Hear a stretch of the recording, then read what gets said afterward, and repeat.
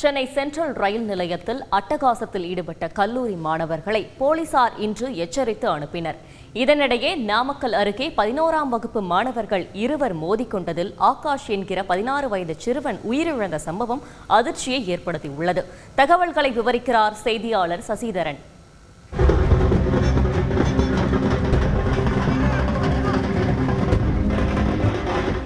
திருவள்ளூர் மாவட்டம் திருத்தணியில் பள்ளி மாணவர்கள் அரசு பேருந்துகளில் ஆபத்தான முறையில் பயணிப்பதாக புகார் எழுந்தது.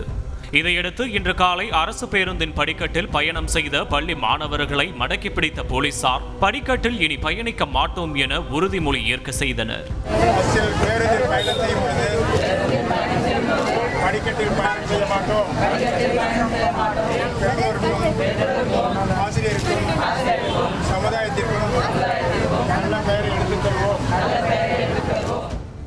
இதனிடையே அரக்கோணத்திலிருந்து சென்னை சென்ட்ரல் ரயில் நிலையத்திற்கு மின்சார ரயிலில் வந்த பச்சையப்பன் கல்லூரி மாணவர்கள் ரகளையில் ஈடுபட்ட சம்பவம் அதிர்ச்சியை ஏற்படுத்தியுள்ளது.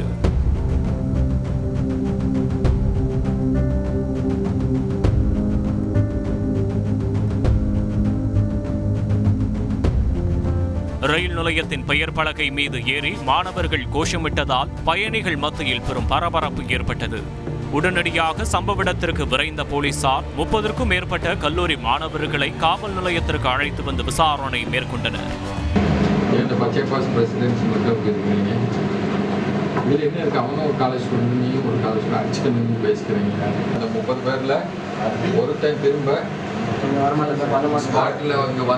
பிரச்சனை ஆச்சுன்னு சொன்னா எழுதி வச்சுக்க, கடைசி வரைக்கும் ஜெயில் தான். அப்போது கல்லூரி மாணவர்கள் ஒருவரிடம் கூட ஐடி கார்டோ புத்தகமோ இல்லாதது தெரிய வந்தது. இதையடுத்து மாணவர்கள் மீது நடவடிக்கை எடுக்குமாறு பச்சையப்பன் கல்லூரி முதல்வருக்கு காவல்துறை சார்பில் கடிதம் எழுதப்பட்டுள்ளது.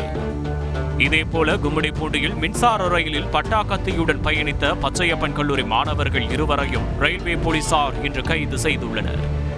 செய்தியாளர் சசிதரன் வழங்கும் கூடுதல் தகவல். இது போன்ற சம்பவங்கள் வரும் காலங்களில் தொடர்ந்தால் அவர்கள் மீது வழக்கு தொடரப்படும் எனவும் கல்லூரியில் முறையாக அவர்கள் மீது நடவடிக்கை எடுக்கப்படும் எனவும் எஸ்பி அவருக்கு அறிவுரை வழங்கினார். பிரியா. விவரங்களுக்கு நன்றி சசிதரன்.